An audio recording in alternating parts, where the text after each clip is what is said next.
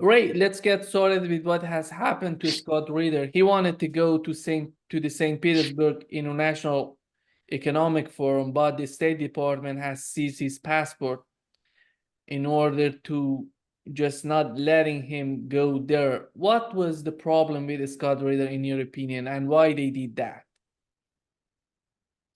It's very simple. They didn't want Scott Ritter to have a major international platform to tell the truth. Now, that's Scott Ritter's problem. I say that facetiously, but he always tells the truth. Worse still, he knows what he's talking about, okay?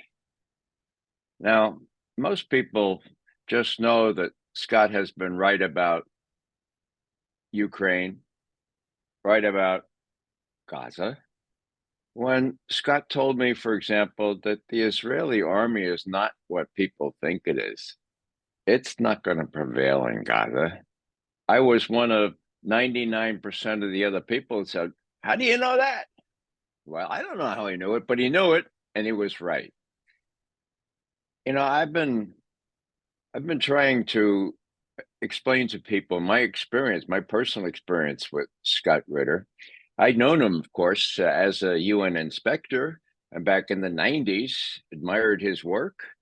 He succeeded in leading the UN Iraqi inspection team to verify that all those weapons of mass destruction had been destroyed, okay, in the 90s under his supervision, under his inspection regime.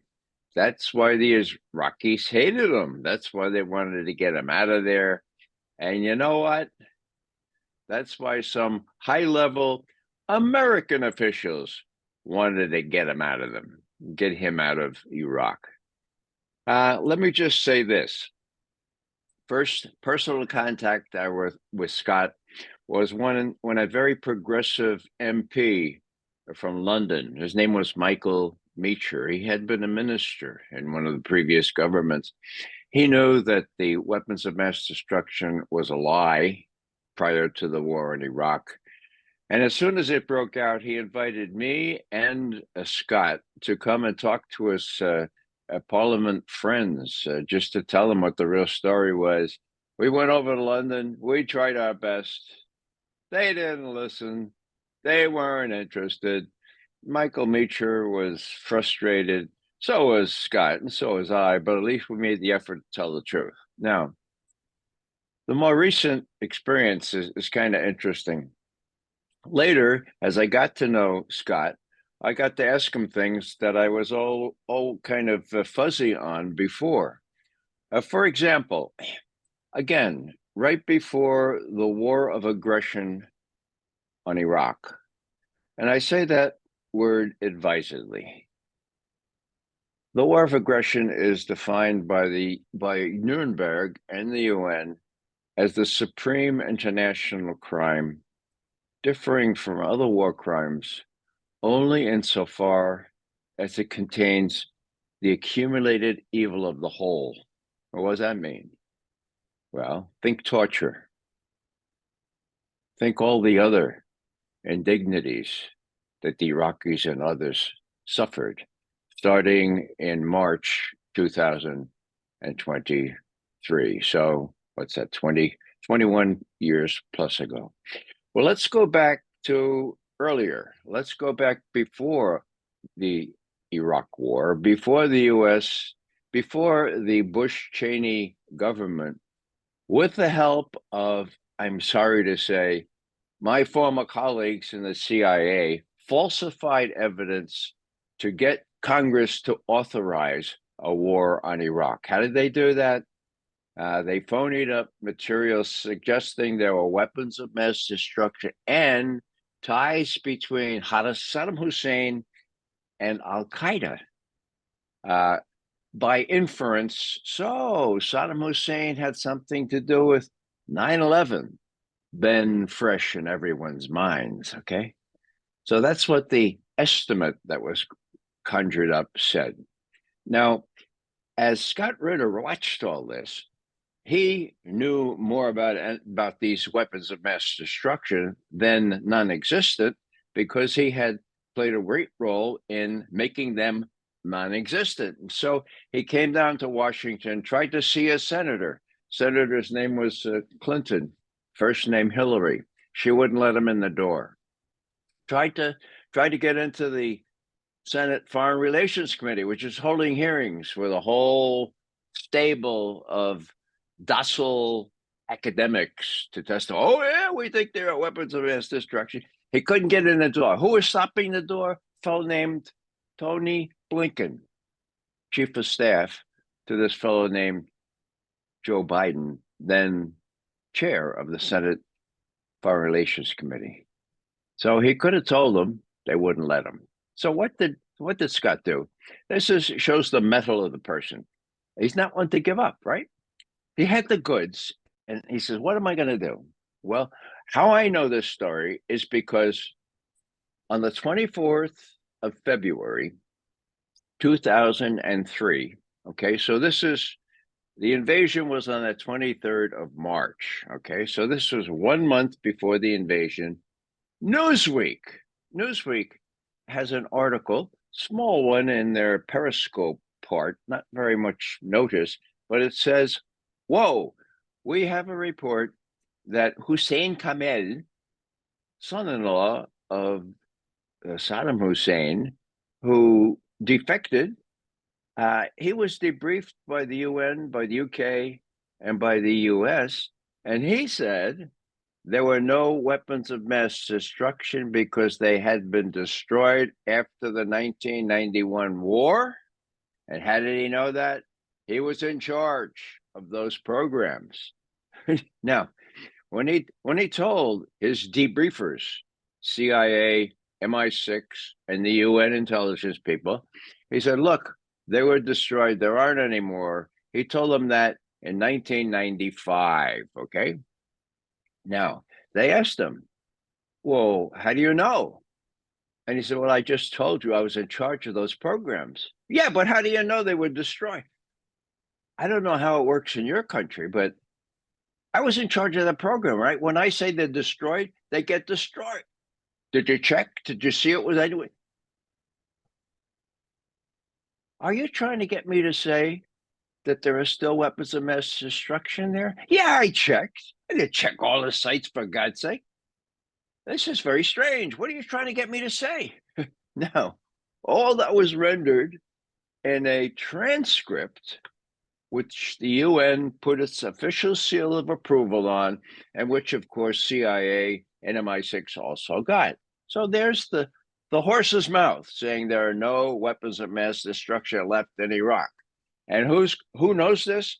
The inspector who was largely responsible for getting them found, and then destroyed. So what does Scott do? My God, there's going to be a war over non-existent weapons of mass destruction. What does he do? Well, all I know is that on the 24th of February 2003, Newsweek had this report from Hussein Kamel, the son-in-law of Saddam Hussein. And what happened next was that, whoa, it appeared in Newsweek's print edition on the 3rd of March, so just a couple of weeks before the invasion. And it said precisely that. Hussein Kamel said that these were all destroyed, okay? Now, what happened? And this is an example par excellence of how the mainstream media are simply lapdogs of the powers that be. What happened next was, with this in the hard copy of Newsweek, the writers, the journalists in Washington had to figure out, what do we do? What do we do about this story? And so what they did was, guess, they went to the CIA PR guy. And they said, my God, this is not what you've been telling us. And what do you think about this?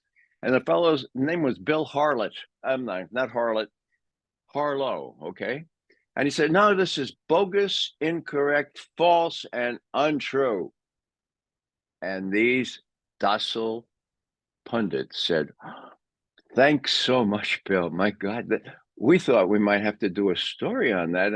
And sotto voce, we wouldn't be able to wear our nice khaki uniforms and report this war from the trenches and make big headlines and big profits for our news organizations. So they said, well, thanks. And it was all suppressed. So what's the end of this story? I'm with Scott Ritter years later. It must have been just about 3 years ago. Okay. And I said, Scott, I wanted to mention to you that Newsweek story. I often wondered who it was, who gave that debriefing, documentary evidence to Newsweek. And he looked at me like I was kidding. And he says, you don't know, Ray? I said, no. He said, I did. And he said, Ray, that's only half the story. First, I went to CNN 2 weeks prior in February 2003. And I said, look, here's the transcript. There are no weapons of mass destruction. Are you going to do a story or not? And they did.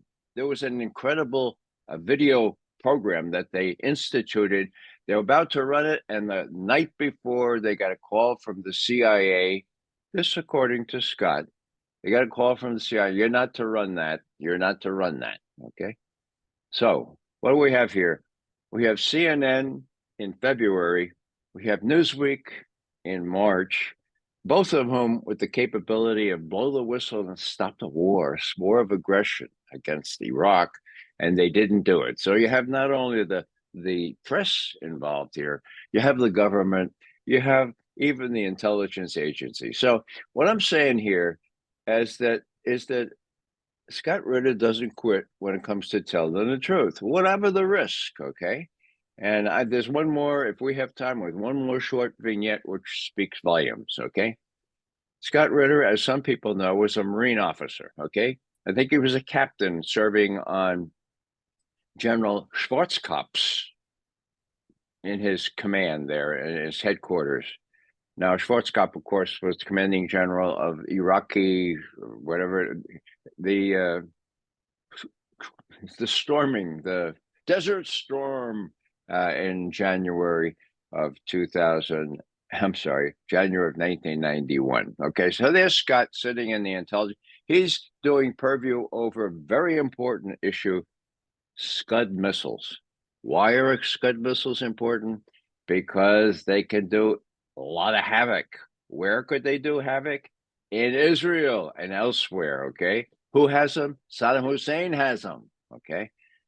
Now, what's the real danger here? Now, if you step back for a second and look at the political realities, George H.W. Bush had convened a coalition of all kinds of states to fight Saddam Hussein, including Arabic states and all kinds of Muslim states and all, and it just wouldn't work, okay? It just wouldn't work. If those Scuds hit Israel and Israel entered the war on the side of this coalition, you would see that coalition very, very quickly disintegrate and evaporate, okay? So what was the premium? The premium was find these missiles in Iraq and then destroy them. And guess what? They couldn't do it. With all the sophisticated photography from satellites, they still couldn't find them. They were mobile, of course. They're easily hidden. Okay, so what happens? All of a sudden, there comes a report, unbeknownst to Scott Ritter, we killed 5 of those Scud launchers. So Scott asks his supervisor, a fellow named McConnell. He says, "Hey, what's going on here? I don't know of any." Oh, well, we just don't forget about it. 5, you got that right, Scott? 5 we got. And Scott, no, I don't got that. You show me the evidence, and there was no evidence. And so, so Scott said, "Look, I'm out of here. I don't participate in making up stuff." About that same time, there was a report that 7 Scud launchers were zapped, and there were photos of them being zapped in a place in Iraq, okay? Now, Scott did have photography on that, and he said, those are not Scud launchers. I'm sorry to say, those are oil tankers. And his supervisor, McConnell, says, no, they're Scud launchers. Schwarzkopf says so. And Scott Ritter says, Ritter knows. He says they're not. I'm out of here. And McConnell says, "You're not out of here. You're fired." Okay. Now, guess what? There was such a brouhaha that this caught the ear of a fellow named General Powell back in the White House, Colin Powell, chairman of the Joint Chiefs then, or what? No, I guess he was national security advisor to Bush. So he calls up Schwarzkopf. He says, "Hey, Norm, those scuds, those 7 scuds. Somebody tells me that there's a so these intelligence analysts say that they were oil tankers." Schwarzkopf lets loose with a string of invective and profanity that you've never heard in your life. He says, "Hey, Powell, you're going to let me win this war or you're not?" And Powell typically says, "Okay, Norm. Okay, Norm." They were scud launchers. Next day, AP, Reuters, gets pictures of these oil tankers. Spreads them all over the world. And Scott Ritter says to his boss, McConnell, "Hey, what's with this now? People are feeling, recognizing that I was fired for the wrong reason." And McConnell said, "Yeah, I'll talk to Schwarzkopf. You're hired on if you want to come on." Of course, "Yeah, I'll come back on." So now, this is the way it works. What's the teaching lesson here? Teaching lesson is that Captain, later Major Ritter, never got to be real big in terms of the hierarchy, just in terms of the truth. Who got big? McConnell. What happened to him? He became Director of National Intelligence, the guy in charge of all the intelligence agencies. Okay, and so this is just an example of how the press lets it lets it go by the wayside, and the fact that when people like Ritter stand up, the only satisfaction they get from it is, well, my father used to say it's out of this world, meaning, well, integrity is out of this world, but there is a lot of satisfaction in telling the truth. We know that, and we have the kind of community now of truth tellers where we support one another. And so I was happy when I had the opportunity, as unfortunate as it was with Scott being denied the ability to go to Russia eventually. And then most people don't know that his intention was to do a video program traveling around all of Russia for about 40 days. Okay. He was interviewing all kinds. He had it all set up. They worked for months and spent thousands of dollars on this thing. That's the last thing that the U.S. authorities wanted. Okay. They didn't want the truth to come out. So, in summary, just as before Iraq, and it should be noted that Scott was on his way to Iraq before the war, too. He was invited to speak there. So just as before Iraq, before Ukraine falls apart, before the Russians win completely in Ukraine, and as the prospect of a mutual exchange of nuclear weapons comes into fore, who best to tell the truth than this fellow who has this reputation to tell the truth, Scott Ritter? For God's sake, don't let him on a plane. Don't let him on a plane. And so he was on a plane. He was taken off. I don't know of anyone who had the courage to even take an iPhone shot of what happened to Scott, which shows again how timid the U.S. population has become, including his co-passengers here. Somebody comes in, takes my co-passenger. I'm gonna try to take a shot at what's going on. Not a shot, please. I'm going to take a snapshot of what's going on. So Scott is, I won't say one of my heroes. I don't like the word heroes. He's one of the people I emulate, and one of the people who's taught me a lot about courage. And I'm very happy to be called his friend. And he'll live to tell some more truth, no matter what the U.S. government tries to do to him. Sorry to carry on so long, but as you can tell, I feel strongly about people who tell the truth and what happens to them. Yeah. when it comes to the Ukraine's provocative drone attack on Russia, they were attacking on radar sites. And when it comes to these type of strikes deep inside Russia, what's the danger of having this type of attitude on the part of Ukrainians? And what would be the escalation to this conflict in Ukraine? Nima, this is the important question right now, and that's one that Scott would have been uniquely suited to answer. You have all kinds of people who are not entirely with it. They're elite people who think that that they can change the world or mold it in their own image. I have in view here a fellow named Stoltenberg, who used to be the president of Norway and has been NATO Secretary General for a long time. He was talking about, sure, we NATO countries should give Ukraine the means to defend itself, to include weaponry that can strike within Russia. That's their right. And when we give them these weapons, we're just going to let them do whatever they want. Okay. Now, I just want to quote a little. I found this as I was preparing here. This is Putin talking about Stoltenberg. Stoltenberg, I should say, in passing, has a record of malpropriism.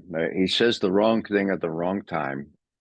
And after years and years of saying that the Russian invasion, or the Russian special military operation, whatever you want to call it, into Ukraine was unprovoked, right? And was not really legal. And it was completely out of the cards. Now,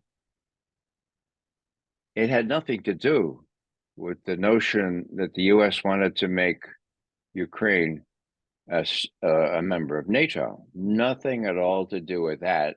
Stoltenberg, everybody and his brother and sister said that until Stoltenberg in September of last year at an EU Parliament, a full Parliament session, said this. Well, Mr. Putin wanted us not to enlarge NATO.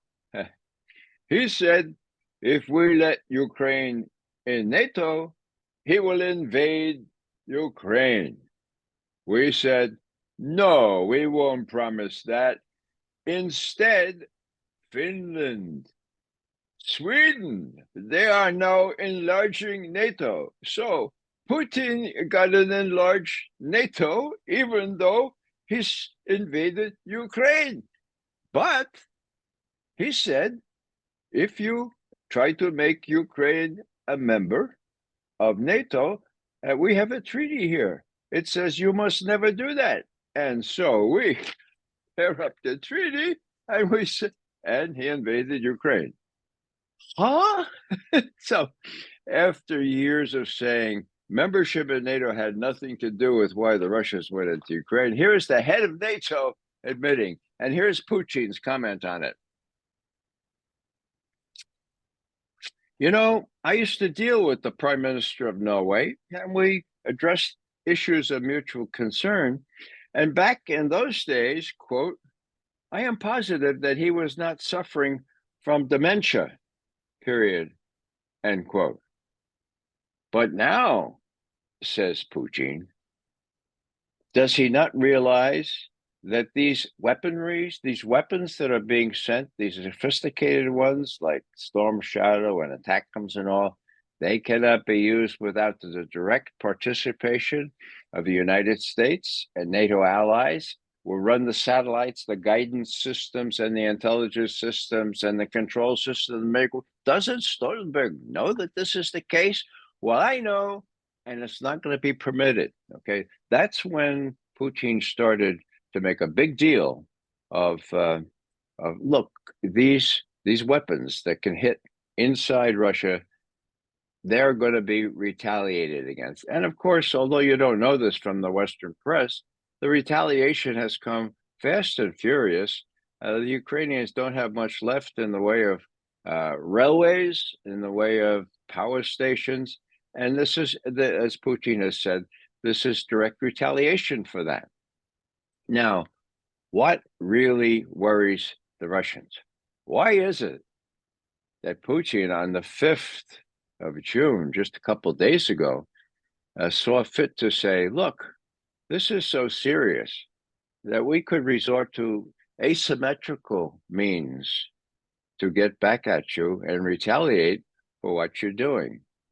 Why did he go to that length?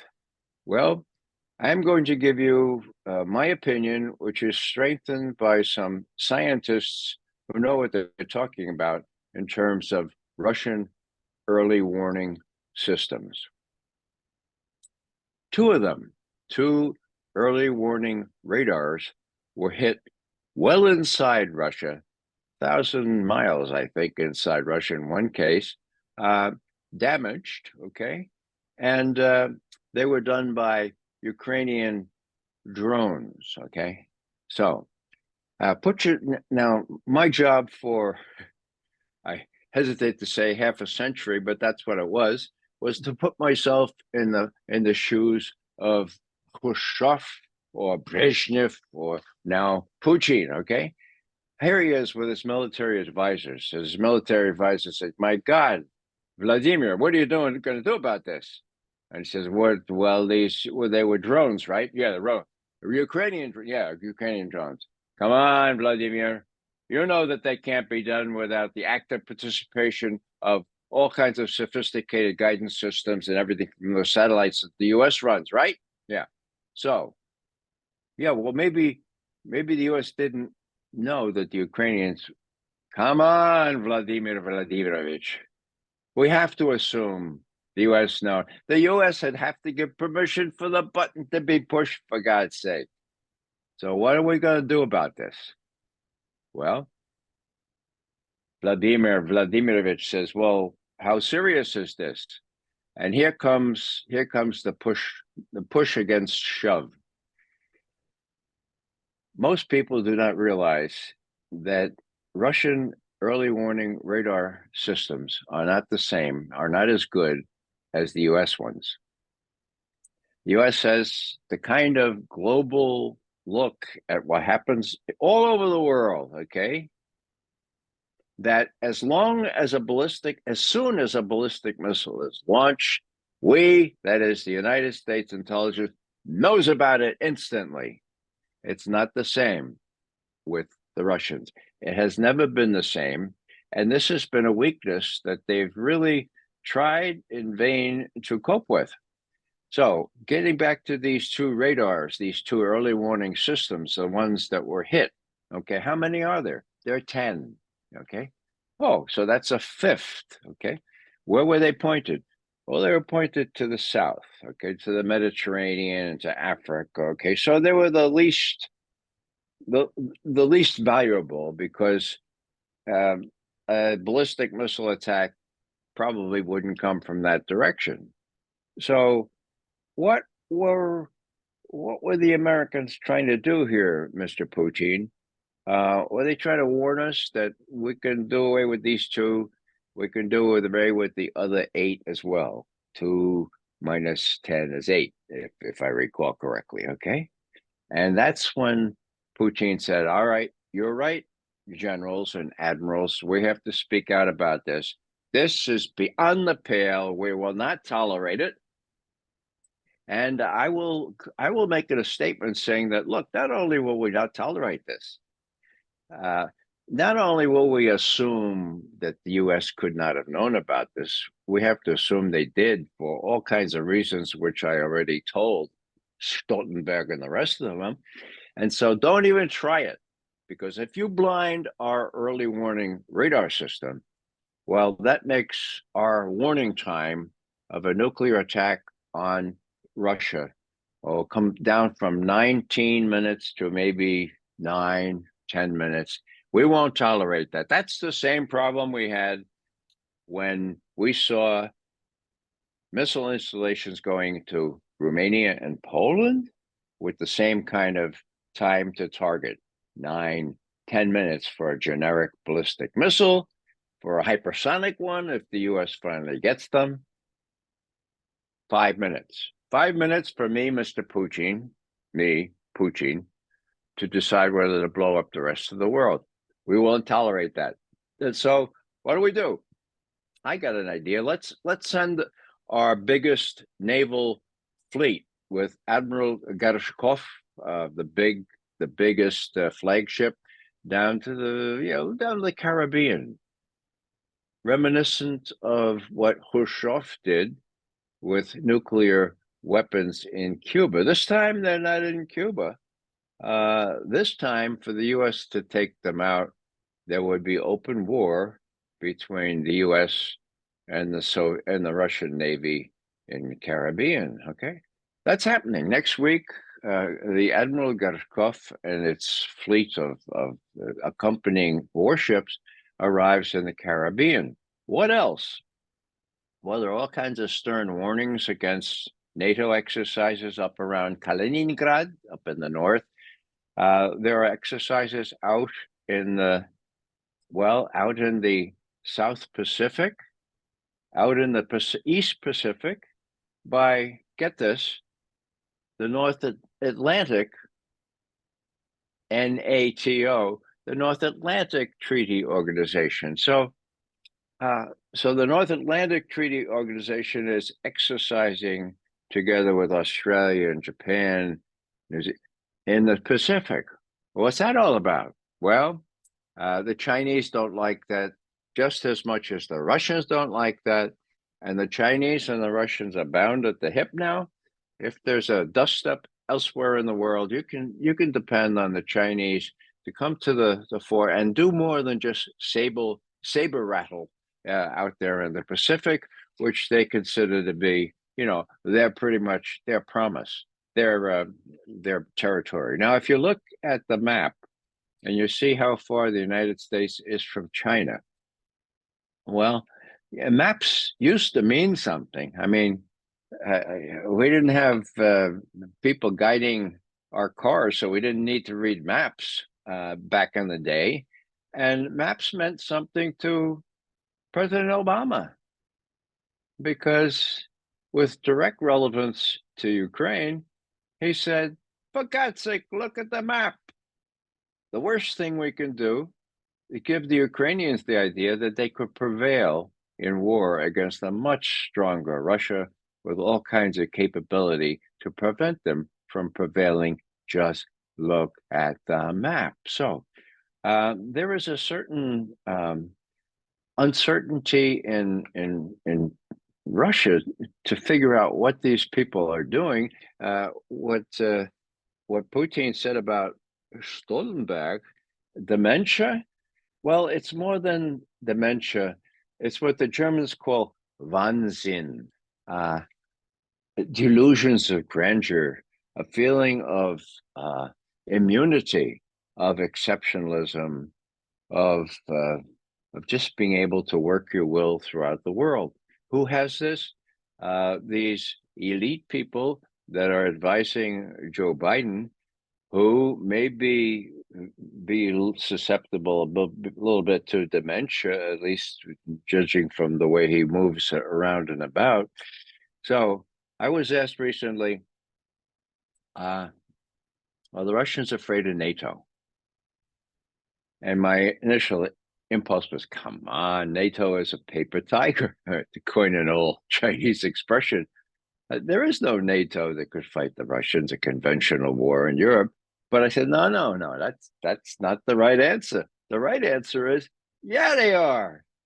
What do you mean, yes, they are? Well, they're afraid of the people leading NATO. They're afraid of the people like Tony Sullivan or Anthony Blinken or Jacob Sullivan or Biden himself, who has Wahnsinn, who has megalomania and thinks that we can push around the rest of the world. What are they likely to do? Well, in ordinary circumstances, that's serious enough.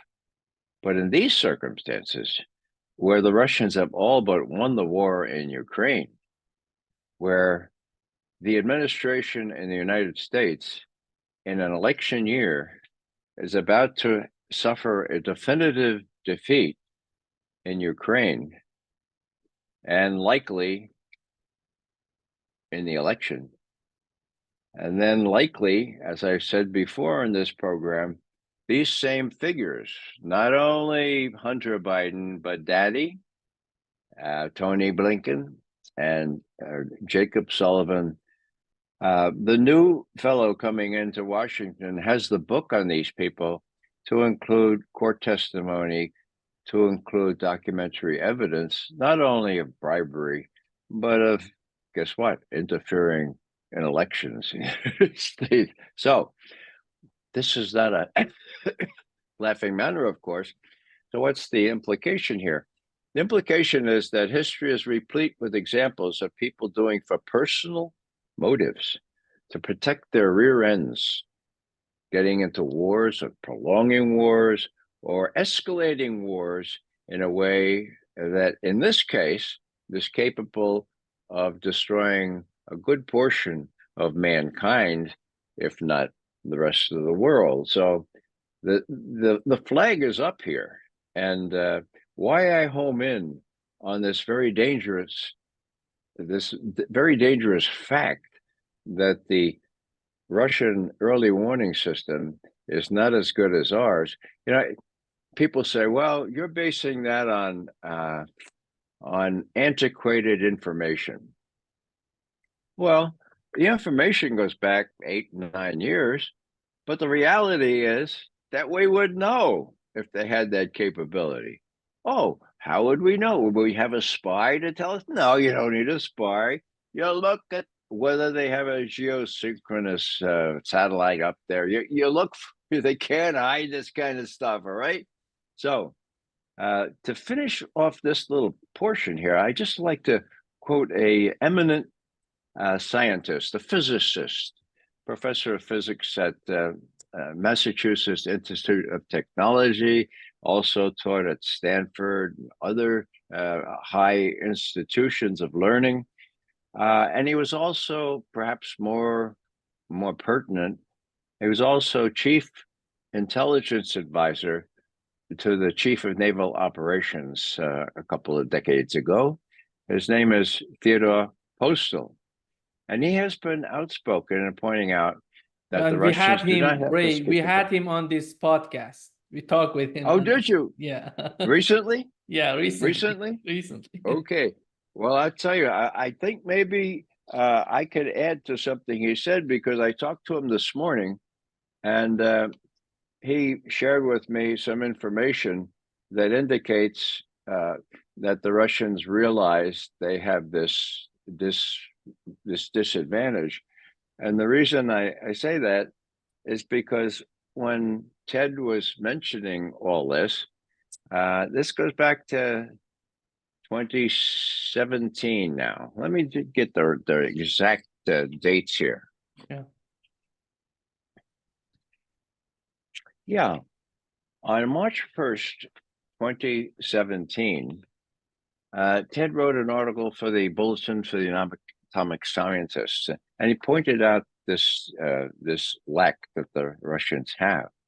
Now, it was within the same month, namely March 24th, 2017, that a very prestigious IMIMO in Moscow, a very prestigious research organization, peopled by, for example, the prior director of the Strategic Rocket Forces and the head of the Analysis Intelligence Unit that supports the Strategic Rocket Forces in the Soviet Union and in Russia. Okay.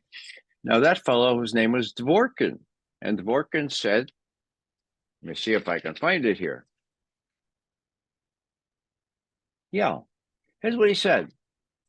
In reaction to what Postel had said about this lacuna, this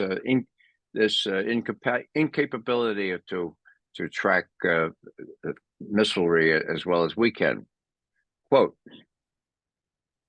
the temporary incomplete capability of the Russian space-based ballistic missile warning system would in no way affect our retaliatory capability. Blah, blah, blah.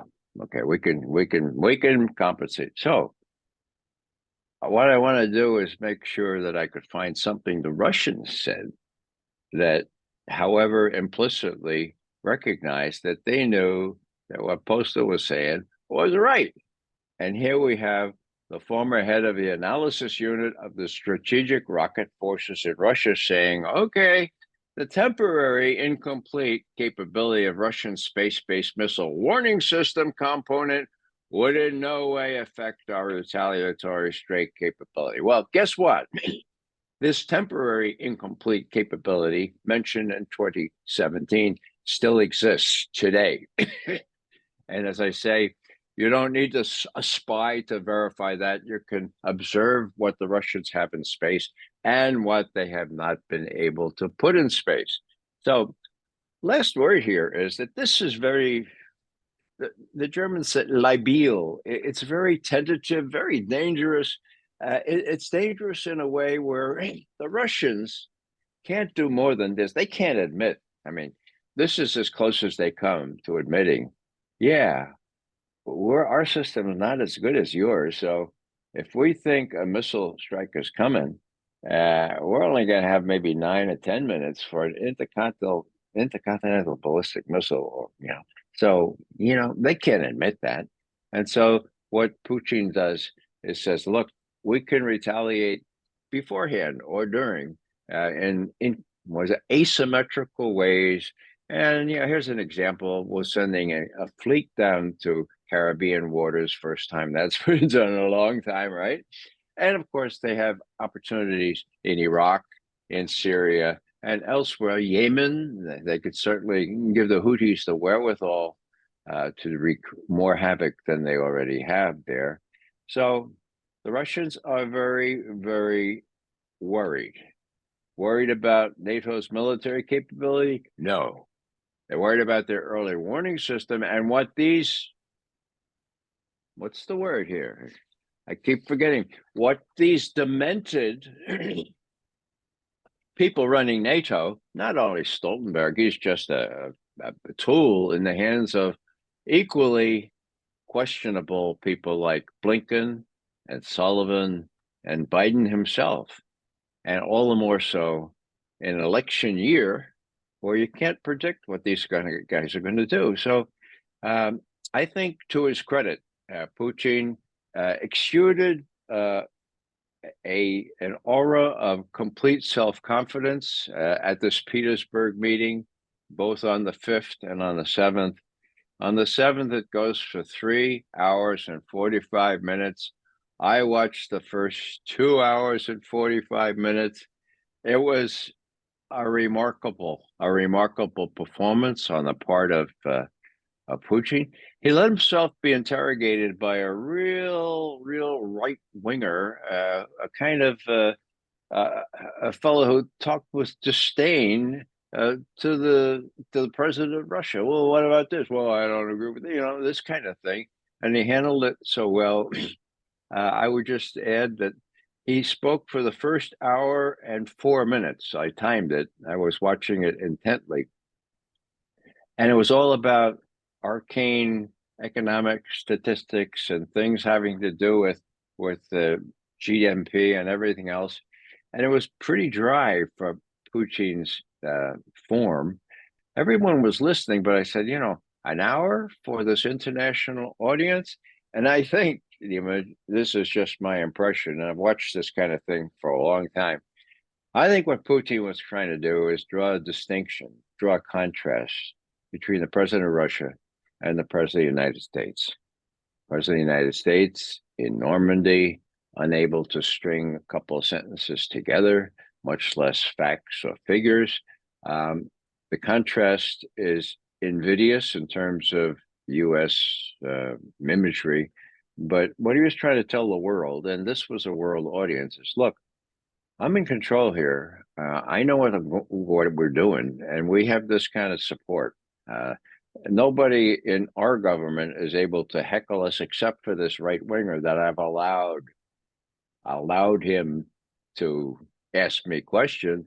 We're pretty united, and yet we need to stand together because God knows what these demented people are likely to try on us. So that's my little take on how important these warnings are from Putin, and they're not directed, in my view, at these missiles that Stoltenberg talks about. In other words, the ATACMS or the Storm Shadows or the Scalp or even the Taurus, because they have no nuclear payloads. Okay, that's big. That's a big distinction. So what I describe in some of the things I've written are pinpricks. Yeah, you shoot at this Belgorod hospital or this oil refinery. Yeah, that's a pinprick. It's not going to affect the war in Ukraine, much less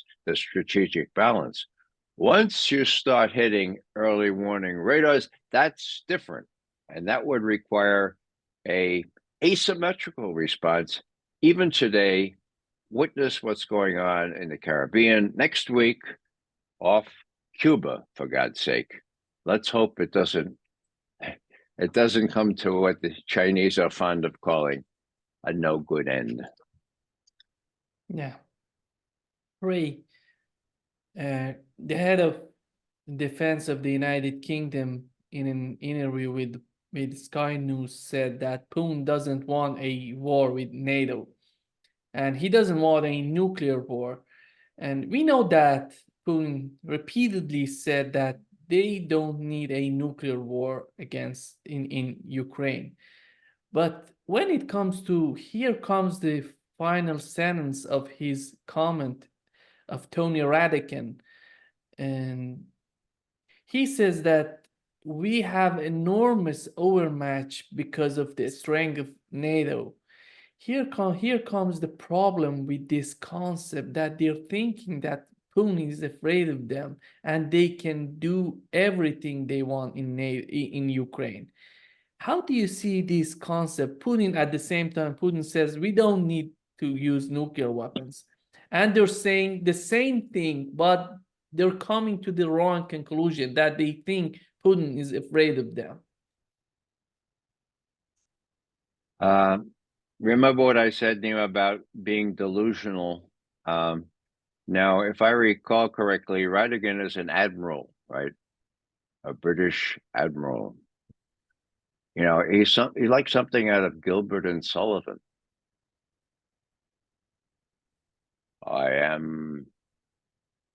Well, there's a whole song about being in charge of the British Navy. He's delusional. I mean, and that's the problem. I mean, when Putin talks about people who are not fully with it, you know, people who are delusional, well, you know, that's not something. Let me put it this way.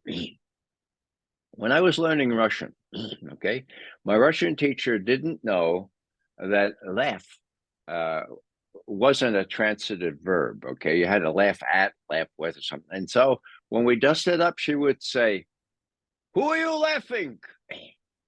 What are you laughing? This is nothing to laugh." And we, of course, would go out of our minds laughing because of the way she said it. Now, I just want to say, this is nothing to laugh, okay? I mean, God, I mean, how many times have the British got us in deep kimchi in the world?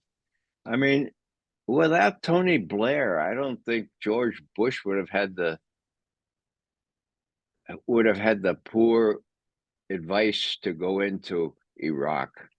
There's all the history is littered with instances where the British have led even more major powers like the United States down the primrose path.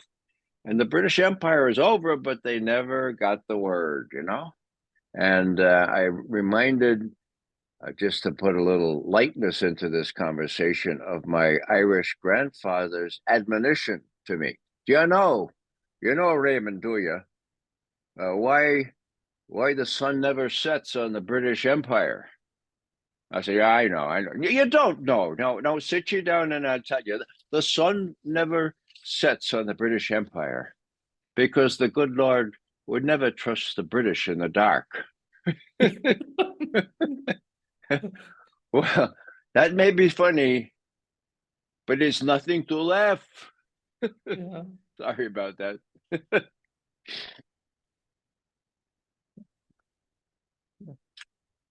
Let's talk about the other article that it's about Putin. He said that the United States wouldn't rescue allies in a nuclear war. He says that Moscow hopes Western escalation won't lead to a nuclear exchange with infinite casualties. Does Estonia or Lithuania or these small states think that the United States would sacrifice New York for their little country?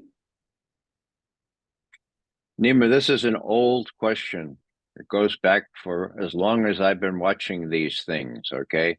Would the Article 5 duties of NATO require Washington to risk New York or Boston or Washington itself if Tallinn in Estonia or Riga in Latvia were attacked? Now, smart people have always said, well, there's a law against it, but there's a treaty commitment. But wait a second, let's see what it says. All it says really is that each country would have to decide right away in their legislature whether they want to retaliate. Okay. So it's not automatic. That's number one, and that's very important. Number two, no sensible people that I know of have ever thought that if it became clear that, let's say, the president of Estonia, a woman, recently said, we're going to bring the Russians to their knees. Okay. So let's say that some hothead in the Estonian army, such as it is, started a flare-up against Russians on the other side of the border, okay, or beyond Poland, and the Russians retaliated. Do you think that the Estonians would be able to expect full-scale retaliation on the part of the United States, or even on the part of Britain or France, and risk Paris, London, or Washington in the outcome? I don't think so. And that just gives another example of this Wahnsinn, this feeling that, we, little Estonia, we're married to a real powerful country, the United States. But if you look real closely, it ain't going to work if they provoke things. And that goes for Poland as well. Poland's a bigger country, but if they provoke things and get into a dust up with the Russians, what Putin is saying explicitly, which in my memory, Russians have been very loath to say before, is saying, look, you think that the U.S. is going to come to your aid and risk losing really important parts of the United States. Think again, because that ain't going to happen. Now, he doesn't say it exactly that far, but he does pose the question, and this is unusual. And I have not seen a Russian leader pose the question in so stark terms. He says, you have to think about whether the West, whether the U.S. would actually fulfill this Article 5 commitment, which is short of an automatic commitment in the first place. So what does that mean? That means Putin is unwrapping all these nice little diplomatic things and saying, look, here's the real deal here. You ought to come to your senses. You may be a little senile. You may be a little Wahnsinn-ish, a little crazy. You may have dementia. but you know, dementia is better contained than being dead. And we can make it dead, and they can. You know, the other thing that should be said here is that the Russians can do all this without using nuclear weapons. Back in the 2020, between 2020 and 2010, they decided, look, the US is building these ABM systems, which are never going to work, which always can be penetrated. Let's not burn our money, as Putin said at the time.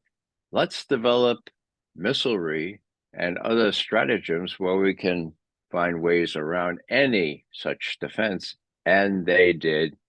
And the proof in the pudding has already been demonstrated.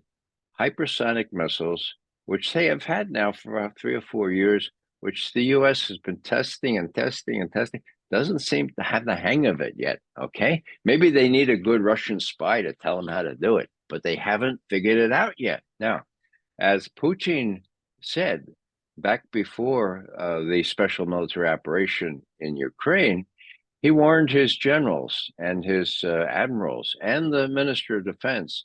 It was the 21st of December, 2021. What he said was, look, the bases that are already in Romania and Poland, installations that have missile components, missile capsules on them, if they're full with cruise missiles, ballistic missiles, they can reach Moscow in 9 or 10 minutes. Now, the US says these are ABM missiles, and they are in the same containers as ABM missiles from those warships they have in the Black Sea. The problem is that those same capsules can contain anti-submarine missiles, ballistic missiles, cruise missiles, and eventually hypersonic missiles. And we can't tell what's in there. Now, back in the Cuban Missile Crisis, it was very different because the US had photos of these SS-4 medium-range ballistic missiles. And it was as though they had a sign there, we are an SS-4 ballistic missile site, okay? Why? Because we had 100 pictures of SS-4 ballistic missile sites in the Soviet Union. They all looked the same. The nuclear weapons were stored in a so we knew exactly what it was. Now, fast forward now to today, and the Russians looking down their satellites or their U-2s or whatever they use over Romania and Poland and say, oh my God, these capsules have caps on them. That's probably why they call them capsules, okay? We can't figure out what's in there. But we do know that missiles can fit in there that are intermediate range ballistic missiles. And as Putin warned his top military there in December of 2021, we can't tell. And we do know, he said, this is important, we do know that the United States will eventually get hypersonic missiles. And we also know the US will give those hypersonic missiles to Ukraine. Whoa. Now, this is worth repeating. What happened? That was the 21st of December. Now, I was not a fly on the wall, but it's very easy for me to discern that those generals and admirals and the Minister of Defense went to Vladimir Putin and said, Mr. Putin, if what you say is right and our intelligence verifies it, that would give us 4 to 5 minutes, give you 4 to 5 minutes, hypersonic missiles.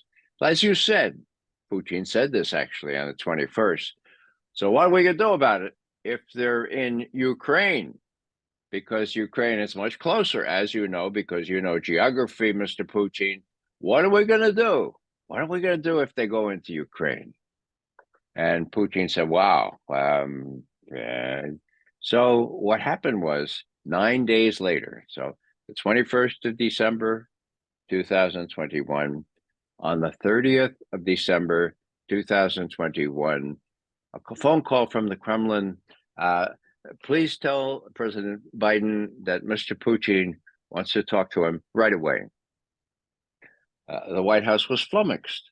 Why? We talked 2 weeks ago, and we set up this negotiation strategy in Geneva to start in just 10 days. Why does he? Please, Mr. Putin would really like to talk to Mr. Biden right away. Okay, what happened? Well, Biden was in Delaware. Whoa, where was Jacob Sullivan? Where was Tony Blinken? Where was Victoria Nuland to hold his hand? They weren't around, apparently, okay? So Biden, to his credit, I guess, accepts the call. And Mr. Putin says, look, we don't want to be in the position of you putting offensive strike missiles, possibly hypersonic missiles, in Ukraine.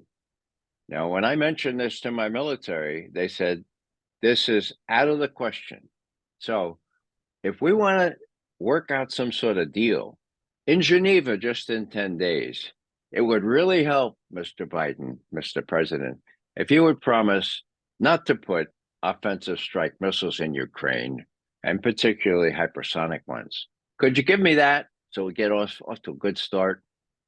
Now, all I know is what the readout says from this conversation. And the readout says, quote, Mr. Biden said that the U.S. has no intention of deploying offensive strike missiles in Ukraine, period, end quote. Great rejoicing in Moscow on New Year's Eve. The next few days were euphoric. Geneva, the delegations were going to meet, U.S. and Russian, and talk about these issues. Guess what? The U.S. delegation had no instructions about this. They feigned ignorance. We don't have any instructions about negotiating the absence of offensive strike missiles in Ukraine. You say our president promised that. We don't know about that. And here's the denouement here. On the 21st of January, 2022 now, so what's that, just a month later, okay, after Putin had told all his generals and so on the 21st, Lavrov, the foreign minister of Russia, met with Tony Blinken. And of course, the most natural thing he raised was, okay, Secretary Blinken, let's talk about the undertaking that your president made not to put offensive strike missiles in Ukraine. Let's talk about that. And according to what Lavrov admitted just 2 months ago now, for the first time, to my knowledge, Blinken said, what? I don't know anything about that. We assert the right to put offensive strike missiles wherever we want, especially in Ukraine. Maybe we talk about limiting the number of them, but we're not gonna, that's no promise. That's not. So what's the outcome of that? The outcome of that is Biden made this promise, in my view. We have the readout, and the Russian, I have to tell you that I've checked with fellow historians of Soviet as well as Russian practice. Never have we uncovered a situation where the readout from a summit conversation has been falsified in any way in the Russian readout, okay? So bear that in mind. The Russians have never in the past, to the knowledge of all these historians, falsified readout from a summit. It doesn't make any sense anyway, but they haven't, and they didn't this time, okay? So what happened? Biden apparently said, sounds good to me, and he was overruled. So what does that mean? What does that mean to Putin and his generals and admirals now? I mean, you can't deal with the president of the United States. You can't deal with Blinken and Sullivan and these people that have this kind of concept of themselves as exceptional and able to work their will wherever they wish. So what do? Well, you keep your powder dry. You make sure that you warn them as explicitly as you can, to the extent of warning about asymmetrical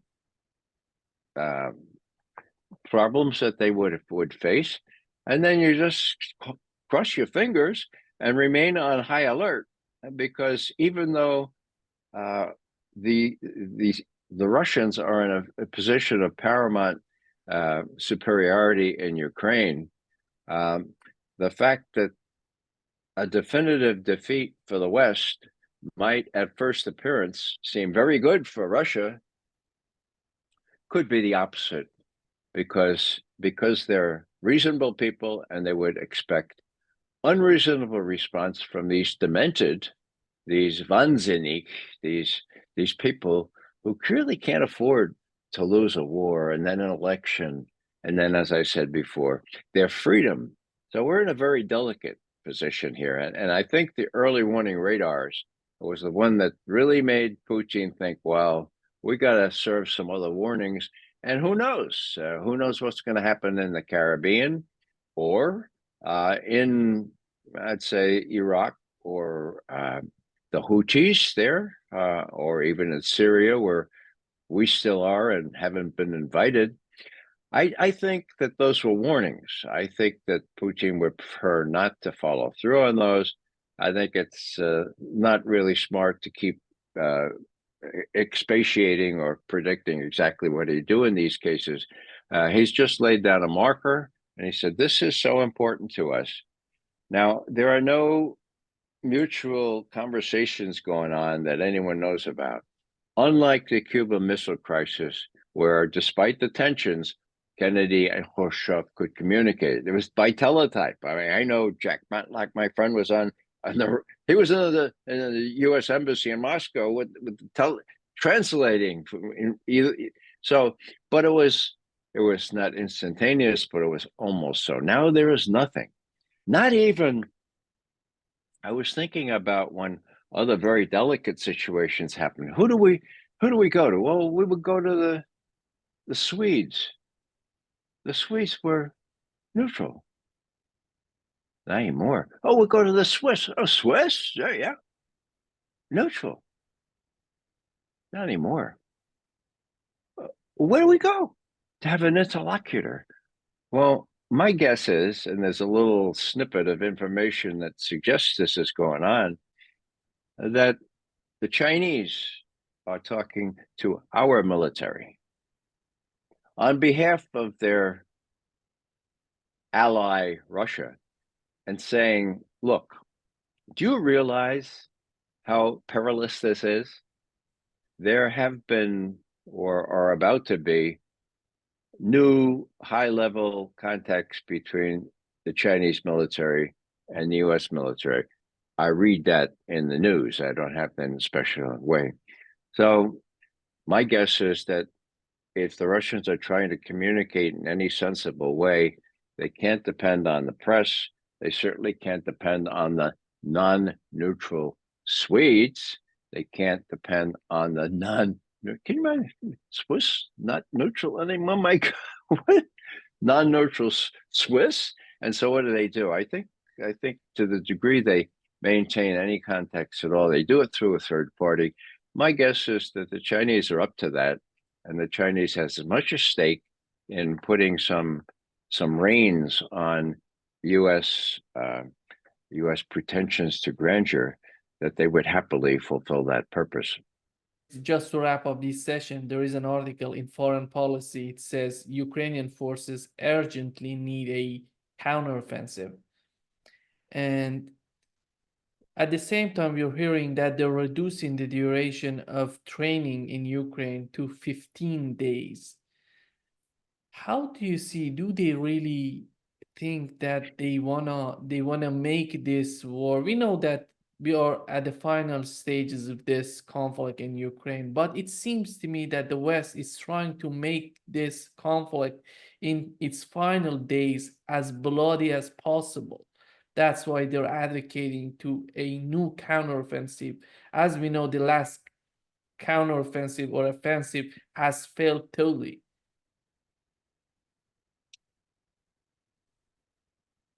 Nima, I just have to say this is very sad. We're talking about human beings here. Most educated people understand that up to 500,000 young Ukrainian men, the flower of Ukraine's youth, the ones that weren't rich enough to buy their way out of the country, died. I mean, how many hundreds of thousands do you need to have a genocide? We'll get two genocides going on at the same time, for both of which the United States is largely responsible because it's funding the genocide. So I don't know how to explain it other than to say that US politicians don't seem to care. We have people like Lindsey Graham saying this is a great investment. We're bloodying Russians.